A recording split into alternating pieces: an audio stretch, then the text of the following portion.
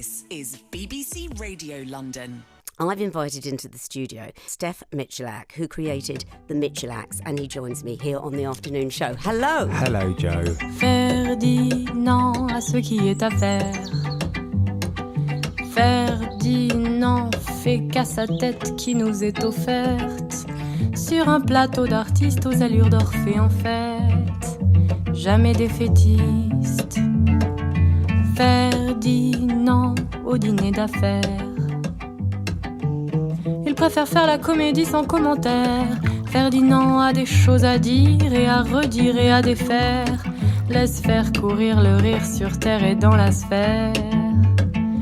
Car il est déter à ne pas se taire.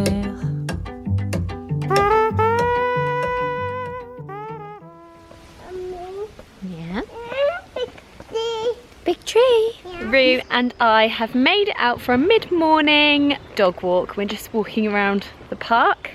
George is doing quite well on his lead now. We've taken him out every day since we got him, so he's been out 7 or 8 times. But yeah, it's really nice taking them for a little walk around. It takes a long time because obviously I'm walking with a 2-year-old and a puppy, so it does take a while. But I just love being outdoors, so it's a great excuse to get out for a walk in the morning.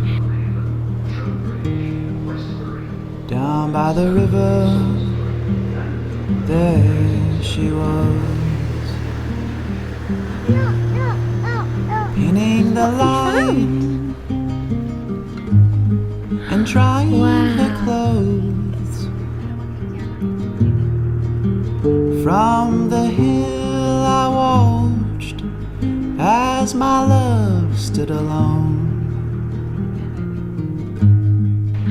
I love this age with kids when they've just turned 2 because they just find everything amazing. I don't know, there's just something really nice about that because that kind of gets stripped away from you when you're an adult. You don't really find the wonder in little things anymore, so it's so lovely seeing somebody else experience that.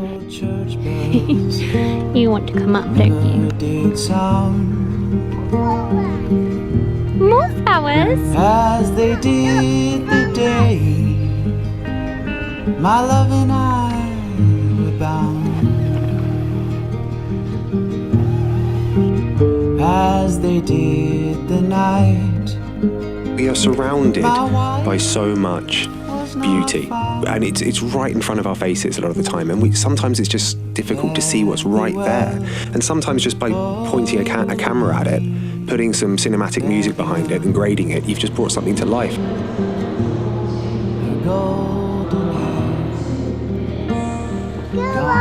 Squirrels!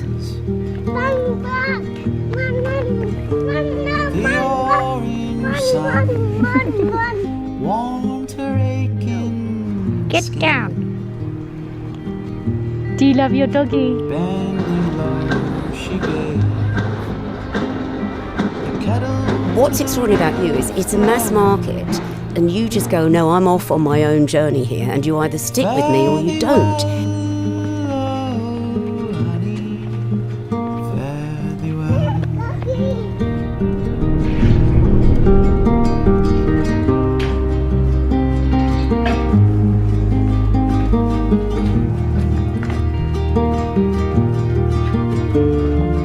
You said to me in the documentary, and everyone can see it tonight at 7:30 on BBC One, as I say, you said to me, stop counting numbers.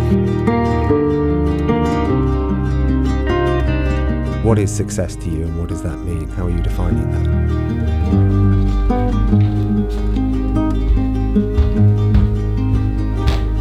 Hey, how are you? Good. Hello, Georgie. London. It was sweaty and clammy but great. How are you doing? Yeah, good. That whole sequence of me going to London was to meet a BBC radio presenter called Jo Good. She presents for BBC London, for BBC Radio London. She's always been a really supportive member of the community. She's always been really complimentary about our channel. She's a huge advocate for us. And she invited me up to be interviewed on her radio station for a documentary which went out last night on BBC One. The whole documentary was about her being a middle-aged woman trying to make it as a YouTuber. So as part of this documentary, she interviewed me about the industry, and I gave her some of my thoughts on things. And yeah, so that's really what it was about. Anyway, I'll show you a clip of the documentary. But before I press play, I just want to caveat this by saying she's very nice about us, and she says lots of nice things about us and me, and I just want you to know that none of that sinks in. I don't want you watching this thinking, oh, that's going to go to his head. I promise you, it doesn't. I've learnt over the years to not only be incredibly modest, but merge that seamlessly with being incredibly good looking. Anyway, let's press play and have a look. Stef Michalak was making films for Heat magazine before he left to become a YouTube phenomenon. Phenomenon? Is that I wouldn't go that far. I would not go that far, Jo Good. A YouTube twat would be far better. Phenomenon. Yeah, I'll put it on my CV anyway. He exposed every aspect of his life, getting married, having kids, even escaping from the madness of London for a quieter life in Somerset. Someone said to me, you can't be taken seriously with less than 100,000 subscribers. It's a dangerous thing focusing on the metrics. You get 1,500 subscribers and then you're getting close to 2,000. You're going to want to hit that 2,000. You get the 2,000, you'll want to hit the 10. You want to hit the 100. You want to hit the million. There's no end. There's always another step. Just do it because you love it. So there you have it.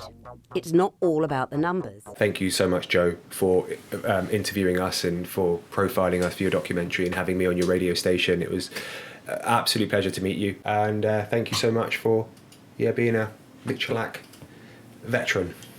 Cheers, guys. Anyway, on with the show. Let's go back to puppies and toddlers and Hannah Mags. You don't want to see this handsome face anymore. Don't lie to yourself, yes you do. Oh, do you need to clean up? Hang on then. Oh, God, I look disgusting. I have a little house tour over on my channel. It's quite long. I feel like I could have blabbed on for a bit longer, but it's basically taking you through the house room by room and saying certain things that we chose and why we chose them and where things are from and what's changed in each room and stuff. So head over there if you fancy a little tour and let me know if you liked it, and if you want to see any other kind of interior stuff over there, then just let me know. Anyway, this is ready now, so better go and feed these men of mine. Well, I've argued that there's no such thing as free will. So what is there? Well, there's luck, both good and bad, as well as what we make of it. Actually, that's not quite true. What you make of your luck is also just more luck. Once again, you didn't pick your parents. You didn't pick the society into which you were born. There's not a cell in your body or brain that you created. Nor is there a single influence coming from the outside world that you brought into being. And yet, everything you think and do arises from this ocean of prior causes. So, what you do with your luck, and the tools with which you do it, even down to the level of the effort and discipline you manage to summon in each moment, is more in the way of luck. This single insight is the antidote to arrogance and hatred. You are part of reality, whatever it is altogether. Your beliefs about the world are formed in a perfect crucible of prior causes.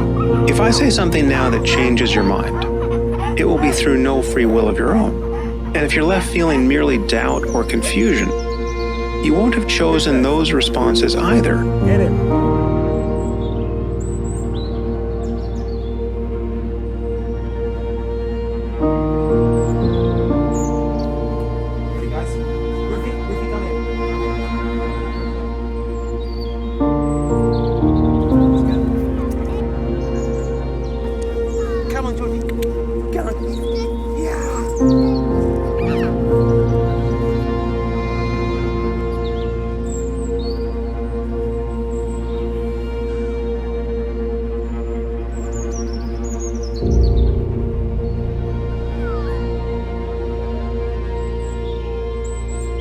So freedom never enters into it.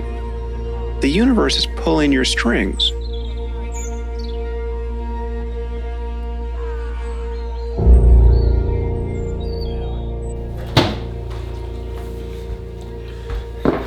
Just got myself a ginger shot. Hate ginger, but so good for you that I just put up with the horrible taste. Oh, I hate ginger. That's disgusting. I've got something new to show you. Well, let me give you a bit of context first. I have been an Apple boy since day one. I had the first Apple phone they ever released. This thing didn't even have 3G, and whenever it didn't have 3G, it put me on edge. Sorry. Anyway, yeah, so I've had an Apple every year for about 10 years now, upgrading year after year. Anyway, I'm telling you this for a reason. I basically got this recently, a Google Pixel phone, and I got this because the new Want Feed app, do you want to have a little sneak peek? Of course you do, look at that. This app here, which is basically going to launch on the App Store and the Android Store soon, which Jeff Bezos is totally going to buy off me for billions. The app needed to be tested on not only an iPhone, but an Android phone. So I got this new Google Pixel phone. This, I felt, was like the perfect opportunity to see what it would be like to convert to, for a while, for a couple of months, switch over to an Android phone, to a Google Pixel. I'm gonna use it for a couple of months and then I'll let you know what I think. A phone says a lot about a person. For instance, a phone with a cracked screen says a number of things. It says I sanctimoniously insert the clap hand emojis between words on Twitter. It says I often tell people that my ex is an undiagnosed sociopath. It says I've been to see Michael McIntyre at Wembley Stadium 7 times now and he's funnier each time. It says my drink of choice is amaretto and Coke. It says if you can't handle me at my worst, then you don't deserve me at my best. It says Tom Jones is a legend. It says I use Aunt Bessie's potatoes when making Sunday roasts because they're a great time-saving alternative to peeling and slicing them myself. It says I say, is it gin o'clock sometimes? So it's a bit like having a cracked phone, having an Android phone for me. You look a bit like rebellious. Like, what are you doing over there? So I'm going to see what people are doing over there by going over there. I'll let you know in a couple months what I think and if it's worth doing and what the pros and what the cons are. Anyway, I better get back to work and probably throw up this ginger I've just consumed. Anyway, see you in a bit. Do you know how much he weighs? How much? 3.3 kilograms. No way. That one you bench press. Oh, Gracie, be careful, baby. That's Gracie's shoes.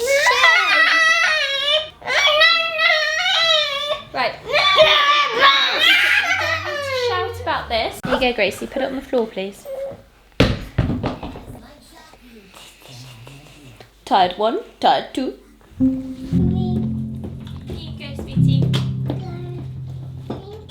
You're very welcome. Well done. Such lovely manners you have. Right, here you go, jacket. Yeah. I know. You're going to play when you get home. Put your jacket on, chicken. Come on, Mum. Come on, Mummy. Hold on. You deserve better sound than this, guys. You deserve way better sound than this. Let me switch over to my my proper mic. Cool. Right, there we go. Switching over to proper sound. Good sound. Good sound's so important. It's just as important as good visuals, good sound. I overlooked sound for many years until I realised the importance of it.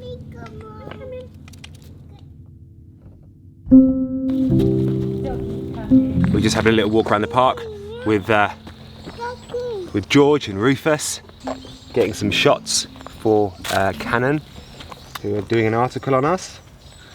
Yeah. Hey, hello, little munchkin. Hello. I've never felt proud of myself. I've never felt proud of myself because essentially I'm a determinist. I think there's a naughty squirrel in there. Bye. Because I think if you boil it all down, every decision you make could be predetermined. I seem to like him a little bit more every day. The less he shits in our house, the more I like him. That seems to be how it works. It's quite a stark, cold way to view the world, and it's not something that would coherently fit into society and keep things running as smoothly as they are, because there would be no prisons and nobody would be to blame. So you need to, in order to run a civilized society, we need to have it the way it is. Come on, Dane. Come on. Dane. Come on, train. Oh no, he's so fast. Oh no, he's gonna crash me. Ah! You got me. But weirdly, I've been feeling this sense of pride recently, which makes me feel a bit conflicted because I'm kind of having these internal arguments of like, don't feel proud, Stef. You didn't make the decision to do any of this stuff. This was all predetermined. I don't want to go too deep with this because the main reason is because the minute I try and sound philosophical, I just expose myself as being a massive idiot to all the intelligent people watching who are just like, don't do this, Stef. Please, you're embarrassing yourself. Anyway, I have been feeling this confliction recently because I've been quite proud of some things that have happened to us recently. We got on the BBC Radio London talking to Jo Good. We got on BBC One as part of this documentary. We got featured in this bad boy. We're in the top 50 of the influencer list. It was a Sunday Times article. And also Canon are actually in the process of writing up an article about us and what we do, which is very flattering. So all these nice things have happened to us all of a sudden. I'm kind of feeling like, oh God, I feel really proud. Oh look, there's the ladybird. Ladybug, sorry. Ladybird. Yeah. Do you remember you got bitten by a ladybug? Yep. It's quite a vicious bite I as had well. to Google it after that, and I realised that some of them are actually carnivorous. They actually bite. They got a taste for flesh. Of all the things I wouldn't think would have a taste for flesh, it'd be a ladybird. Yeah, that was weird, wasn't it? Yeah, a ladybird. I can't look at them anymore. I feel like angered by ladybugs. A lot of the time, this doesn't happen. Most of the time this doesn't happen. It seems to just all happen at once. And I thought, well, maybe it'd be nice to talk about because maybe somebody is out there is persevering with a business or persevering with an idea or something's they're putting their heart and soul into, and nothing seems to be going or happening, and it feels like you're hitting a dead end with it. But then things all of a sudden just turn around, and they won't turn around, and they won't all of a sudden happen unless you're persevering with it and pushing with it. I really hate the idea of sounding sanctimonious or preachy in these videos. I've got to really be careful not to do that because I find it lamentable when people do that. But I do still think there is an important message to be said, which is that persevere with whatever you're doing. Keep pushing. Even if it fails, you learn a lot more lessons from your failures than you do from what you succeed in. Anyway, that's it. What's our next big thing? We've done the house now. We've got the house renovated. That's all finished. We bought the dog. We need another thing. No, we don't. We're going to sit back and chill for a bit. I can't make content out of sitting back and chilling. It needs to be something, man. Renovation, moving, house, a puppy and 2 children. I think that's enough. I think I would like to chill for a bit. Should we go back? Yes. Right, come on then, Ruthie. You ready? Let's go. Come on, you rat. Let's go. You giant rat. Can't go because I've put Reese's shoes on. You're a giant